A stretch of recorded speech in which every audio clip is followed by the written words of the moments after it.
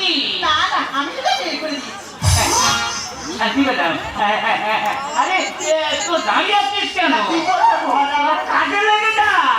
হাওয়াতে হাওয়াতে হাওয়াতে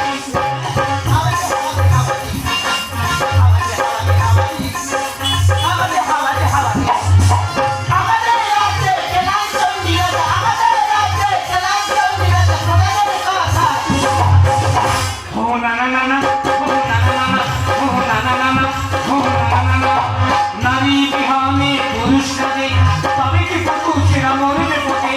নারী বিহানে পুরুষ সাজে তবে কি পুরুষেরা মরবে পথে। হাওয়াতে হাওয়াতে হাওয়াতে হাওয়াতে হাওয়াতে হাওয়াতে হাওয়াতে হাওয়াতে হাওয়াতে হাওয়াতে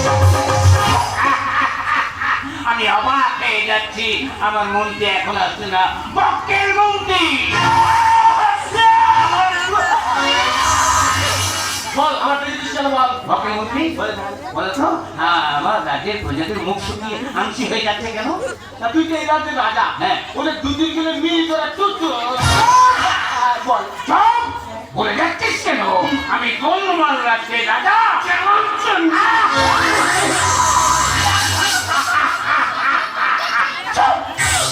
বক্কের মন্ত্রী, আমি অবাক হয়ে যাচ্ছি।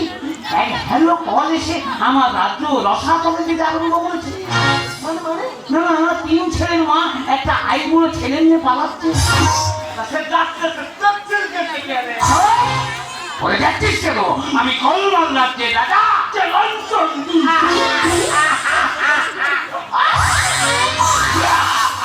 বক্কের মন্ত্রী বুঝে দেয়, বিধবা মেয়ে একটা ইয়ং ছেলেকে নিয়ে পালাচ্ছে। এ কি হলো? কেন? না না, এই ঘটনা আমার কাছে এসে আবেদন করছে। আমার কাছে এসে আবেদন বক্কের মন্ত্রী বল। অপদার্থ, আমার দাসীগণকে এটা করে দিচ্ছ।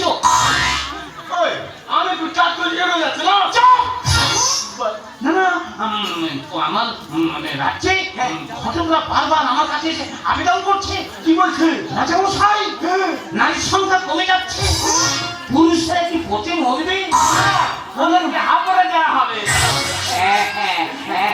তাই তাই, তাহলে আমাকে তো হাঁপড়ে দিতে হবে। চুপ চুপ, না চলবে না। শোনো বক্কের মন্ত্রী, আমি নতুন সংবিধান তৈরি করেছি। তুই সংবিধান নতুন সংবিধান বললে বলবো আমি গোলমাল রাজ্যে রাজা। চলবি শোনো বক্কের মন্ত্রী, সংবিধান হলো এই, যারা 15-20 বছর কুঁতি মেরে সংসার করছে। হ্যাঁ তুই তো এই রাজ্যের রাজা। হ্যাঁ। এই খুদি মেরে কি রে? চুপ! অপদার্থ বক্কের মন্ত্রী, সংস্কৃতম ভারতম শুনতম নেতম। আমি খাবি নেই শুনেছিলাম। হ্যাঁ শোনো, যারা 15-20 বছর কুঁতি মেরে সংসার করেছে, উহাদের বউকে কেড়ে নি না। চুপ! যারা মেয়ের জন্য হুন্না হয়ে ঘুরে বেড়াচ্ছে, মেয়ে পাচ্ছে না, ওইদের বউকে নিয়ে ওদের এখানে চাপানো হবে। আর একটা কথা বলি শোনো, যারা দুটো করে বিয়ে করছে, অবিলম্বে একটা করে বউ ছাড়তে হবে।